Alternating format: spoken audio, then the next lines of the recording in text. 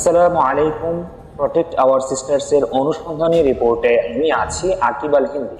প্রিয় দর্শক, protect hour sisters বাংলাদেশে 2011 সাল থেকে লিফলেট, ব্যানার, ফেস্টুন কার্যক্রমের মাধ্যমে একটাই মেসেজ দিয়ে আসছে, সকলে সতর্ক থাকুন উগ্র হিন্দুত্ববাদের লাভ প্রেপ থেকে। আমরা আমাদের লিফলেটে মুসলিম মেয়েদের লাভ প্রেপে পড়ার অনেকগুলো উপকরণের কথা বারবার বলে আসছি। তোর মধ্যে অন্যতম একটি হলো কালো জাদু। আজকের অনুসন্ধানে উঠে এসেছে এমন একটি ভয়াবহ ঘটনা, যে ঘটনার দায়ী করা হচ্ছে কালো জাদুকে। ঘটনার শুরু সামাজিক যোগাযোগ মাধ্যম মেসেঞ্জারের ইনবক্সে। সেই ঘটনার অবসান হয় পাশের দেশ ভারতে। বলছিলাম মোসাম্মদ রিয়ামনির কথা। রিয়ামনি সিরাজগঞ্জ জেলার শাহজাদপুর থানার ডাবারিয়া গ্রামের রফিউল ইসলামের মেয়ে। একবিংশ শতাব্দীর অনলাইন যুগে রিয়ার সাথে পরিচয় হয় এক হিন্দু ছেলের। প্রটেক্ট আওয়ার সিস্টার্স এর তথ্য মতে হিন্দু ছেলের নাম স্রোত বৈরাগী। গোপালগঞ্জ জেলার মুকসুদপুর থানার জলিলপাড় ইউনিয়নের পলিগ্রাম এলাকার পরিমল বৈরাগীর ছেলে স্রোত বৈরাগী। দর্শক, এখানে বলে রাখা ভালো, রিয়ামনি ছিলেন একজন ধার্মিক মেয়ে। রিয়ামনির মার ভাষ্য মতে, গ্রামের লোকও বলতে পারে নাই যে আমার মেয়ের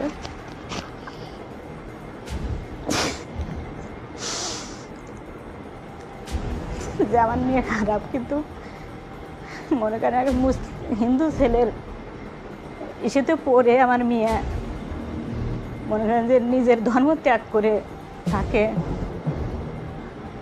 পাগল বানায় নিয়ে গেছে।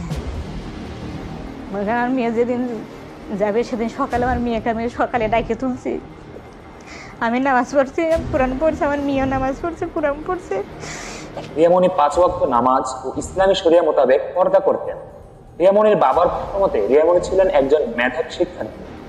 আমার মেয়ে বিএম কলেজে লেখাপড়া করতো, পরীক্ষা দিছে, ইন্টারমিডিয়েট পাস করে A+ পাইছে। রিয়ার মার কথা শুনে সকলের মনেই একটি প্রশ্ন ওঠে, আমরা 90% মুসলিম প্রধান দেশে বসবাস করি কি? উত্তরটি আপনাদেরই জানা। বলছিলাম রিয়া আর স্রোত বৈরাগীর বাস্তব গল্প, যে গল্পে তারা দুজন প্রথমে দাপটের সাথে 6 মাস সংসার করে 26শে আগস্ট 2024 তারিখে প্রটেক্ট আওয়ার সিস্টার্স এর কাছে সহায়তা চায় রিয়ার পরিবার। রিয়ার পরিবারের স্বীকারোক্তিমূলক ভিডিও প্রকাশ করার পরের দিন প্রটেক্ট আওয়ার সিস্টারের পক্ষ থেকে মুসলিম মেয়ে রিয়াকে স্রোত বৈরাগীর বাসা থেকে উদ্ধার করে রিয়ার পরিবারের কাছে হস্তান্তর করা হয়। বেশ কয়েকদিন রিয়া নিজের বাবা মার সাথে থাকেন। গত 24 সেপ্টেম্বর নোটারি পাবলিকের কার্যালয় সিরাজগঞ্জে রিয়া মনি একটি হলফনামা দেন। এই হলফনামায় উল্লেখ করা হয়, আমি রিয়া মনি, বয়স 19 বছর, পিতা মোহাম্মদ রবিউল হোসেন, মাতা মোহাম্মদ সীমা খাতুন।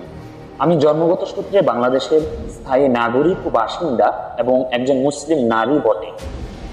স্রোত বৈরাগী, পিতা পরিমল বৈরাগী, গ্রাম পলিগ্রাম, ডাকঘর জলিলপাড়, উপজেলা মুকসুদপুর, জেলা গোপালগঞ্জ।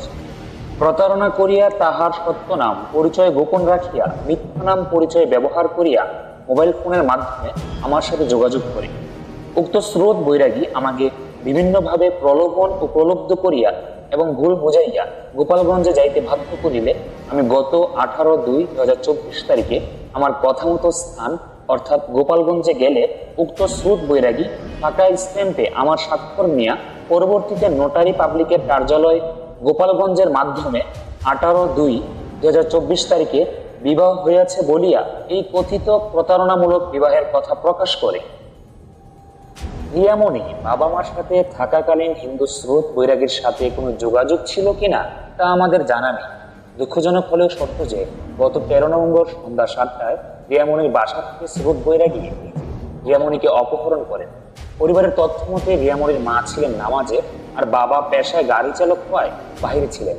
অনুসন্ধানে সহায়তা করা বেশ কয়েকটি সূত্র জানিয়েছে মেয়ের বাসা রাস্তার একেবারে পাশে। তাছাড়া সেদিন সন্ধ্যায় গাড়ি নিয়ে আসে স্রোত বৈরাগী। সে নিজে গাড়িতে করে মুসলিম মেয়ে রিয়ামনিকে অপহরণ করে। নাম প্রকাশে অনিচ্ছুক এক সরকারি উচ্চপদস্থ কর্মকর্তার মাধ্যমে আমরা প্রটেক্ট আওয়ার সিস্টার্স এর পক্ষ থেকে স্রোত বৈরাগীর বাবাকে কল দিলেও তেমন কোনো ফলাফল পাওয়া যায়নি। প্রটেক্ট আওয়ার সিস্টার্স এর পক্ষ থেকে সশরীরে অনেক দিনী ভাইরা গোপালগঞ্জে স্রোত বৈরাগী আর রিয়ামনিকে খুঁজেন। আমাদের টিম অনুসন্ধান করতে গিয়ে মাদারীপুর জেলার কদমবাড়ি গ্রামের কাছে জানতে পারে 26শে ডিসেম্বর তারা এই এলাকাতেই ছিলেন। সূত্র জানিয়েছে কদমবাড়ির আশেপাশে প্রায় 103টি হিন্দু আশ্রম আছে, যার ফলে ধারণা করা যায় তারা হয়তো আশ্রম ছিল। আমাদের ধারণা বদলে যায় 27শে ডিসেম্বর। গোপন সূত্রে আমাদের অনুসন্ধানীমূলক টিম জানতে পারে স্রোত বৈরাগীর নানার বাড়িতেই অবস্থান করছে স্রোত বৈরাগী আর মুসলিম মেয়ে রিয়ামণি। আমাদের টিম সেখানে খুব দ্রুত পৌঁছানোর পর জানতে পারে স্রোত বৈরাগী আর রিয়ামণি এখনই নেই। আমরা 27শে ডিসেম্বর স্রোত বৈরাগীর নানার বাসা তথা পলি গ্রামে গিয়ে আবিষ্কার করি স্রোত বৈরাগীর দুই সহযোগীকে। একজন হলেন স্রোত বৈরাগীর আপন ভাই সাগর বৈরাগী, যার এই নাম্বারে আমরা বিভিন্ন সময় কল দিলেও তিনি আমাদের মিথ্যা বলেন। অন্যজন হলেন স্রোত বৈরাগীর মামাতো ভাই হিমেল। প্রথমে স্রোত বৈরাগীর দুই সহযোগী জানান তাদের সাথে স্রোত বৈরাগীর কোনো যোগাযোগ নেই। এক পর্যায়ে হিমেলের ফোনে দেখা যায় ভালোবাসার পূর্ণতা নামের এক আইডি, যে আইডি দিয়ে হিমেলের সাথে যোগাযোগ করেন স্রোত বৈরাগী। স্রোত বৈরাগী হিমেলের সাথে ভালোবাসার পূর্ণতা আইডি থেকে ভয়েস দিয়ে বলতো টেলিগ্রামে কল দিতে। তারা টেলিগ্রামে যোগাযোগ করত। আর যখন কল করবি তখন টেলিগ্রামই করবি, অন্য কোনো কিছু তো করবি না। টেলিগ্রাম থেকে ভাই টেলিগ্রাম 12 ডিসেম্বর ও 13 ডিসেম্বর তারা স্রোত বৈরাগীর সাথে যোগাযোগ করেছে এমন তথ্য পাওয়া গেছে। সর্বশেষ ভয়ানক একটি সংবাদ আপনাকে ভাবিয়ে তুলবে। সে সংবাদটি হলো স্রোত বৈরাগী তাদের মেসেঞ্জার গ্রুপে মদের ছবি দিয়ে লেখেন, গতকাল তোর বৌদিও খেয়েছে কোনো কিছু মেশানো ছাড়াই, তত এখানে মদ উল্লেখ করা হয়েছে। এই হলো ধার্মিক রিয়ামণির এক বাস্তব নৃশংস গল্প। বাস্তব গল্পটি শেষ করে ফেললে সকলে প্রশ্ন করবেন, তাহলে স্রোত বৈরাগী আর রিয়ামণি কোথায়? আপনার উত্তরটি হলো স্রোত বৈরাগী আর রিয়ামণি এখন ভারতে। আমাদের তথ্য মতে স্রোত বৈরাগীর জ্যাঠা মুক্তেশ ও ফুপু লুচি ভারতে থাকেন। গত কয়েকদিন আগে এই নাম্বার থেকে স্রোত বৈরাগীর ফুফাতো ভাইয়ের বউ রিমি দাসের সাথে কথা হয় স্রোত বৈরাগীর পরিবারের। স্রোত বৈরাগীর পরিবারের তথ্য মতে স্রোত বৈরাগী আর রিয়ামণি ভারতে তাদের আত্মীয়ের বাসায় থাকলেও ভারত পুলিশ তাদের গ্রেপ্তার করেছে। তবে তারা আমাদের জানাচ্ছে না ভারতের কোথায় তারা গ্রেপ্তার হয়েছে। প্রিয় দর্শক, এমন কত রিয়ামণির গল্প আমাদের অজানা। তাই প্রটেক্ট আওয়ার সিস্টার্স স্বপ্ন দেখে বাংলার প্রতিটি মুসলিম নারী রক্ষা পাবে এই লাভ ট্রেড থেকে। সর্বোপরি বাংলাদেশের সরকারের নিকট আকুল আবেদন, উক্ত বিষয়টি তদন্ত করে সুষ্ঠু বিচার করে জাতির সামনে তুলে ধরা জাতির জন্য কল্যাণ বয়ে আনে।